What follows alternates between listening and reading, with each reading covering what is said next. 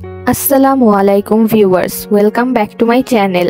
আজকে বাসায় তৈরি করব সুস্বাদু এবং স্বাস্থ্যকর চিকেন স্যুপ। শীতের এই মৌসুমে তো গরম গরম স্যুপ খাওয়ার মজাই আলাদা। চলুন তাহলে রেসিপিটা শুরু করা যাক। প্রথমে একটি বাটিতে আমি নিয়ে নিচ্ছি 2 টেবিল চামচ কর্নফ্লাওয়ার। এতে দিয়ে দিচ্ছি 1/3 কাপ পরিমাণ পানি। এটিকে খুব ভালো করে মিশিয়ে নেব। আর একটি বাটিতে একটি মাঝারি সাইজের ডিম ভেঙে নিচ্ছি। ডিমটিকেও খুব ভালো করে ফেটিয়ে নেব। এখন চুলায় একটি হাঁড়িতে আমি নিচ্ছি মুরগির বুকের মাংস। এখানে আমি দেশি মুরগি ব্যবহার করেছি। এতে দিয়ে দিচ্ছি 4 কাপ পরিমাণ পানি। আরও দিচ্ছি 1/2 কাপ কিউব করে রাখা গাজর কুচি। দিয়ে দিচ্ছি 1/2 চা চামচ আদা বাটা এবং 1/2 চা চামচ রসুন বাটা, 1/2 চা চামচ গোলমরিচ গুঁড়ো এবং 1 টেবিল চামচ সয়াবিন তেল। এক্ষেত্রে আপনাদের মুরগির মাংসে যদি ফ্যাট থাকে তাহলে তেলটা বুঝে দিবেন।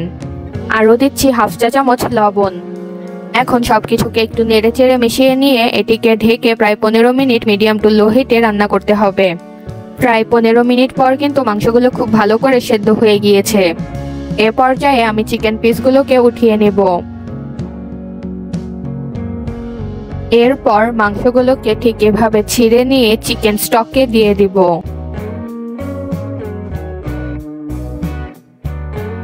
সবকিছু নেড়েচেড়ে একটু মিশিয়ে নিব। এ পর্যায়ে এতে দিয়ে দিচ্ছি 1 টেবিল চামচ সয়া সস, 2 চা চামচ চিলি সস এবং 2 চা চামচ টমেটো কেচাপ। সবকিছুকে নেড়েচেড়ে খুব ভালো করে মিশিয়ে নিতে হবে।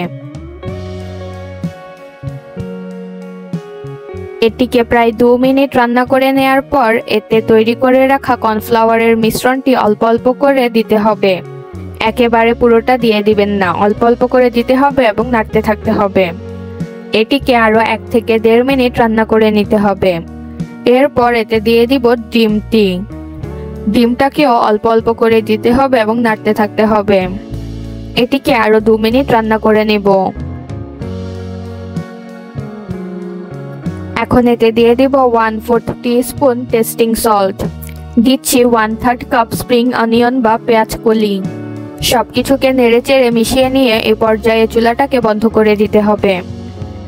এখন এতে লেবুর রস দিয়ে দিব। চুলা বন্ধ না করে কিন্তু লেবুর রস দিতে যাবেন না। আবারও সবকিছুকে একসাথে খুব ভালো করে মিশিয়ে নিতে হবে।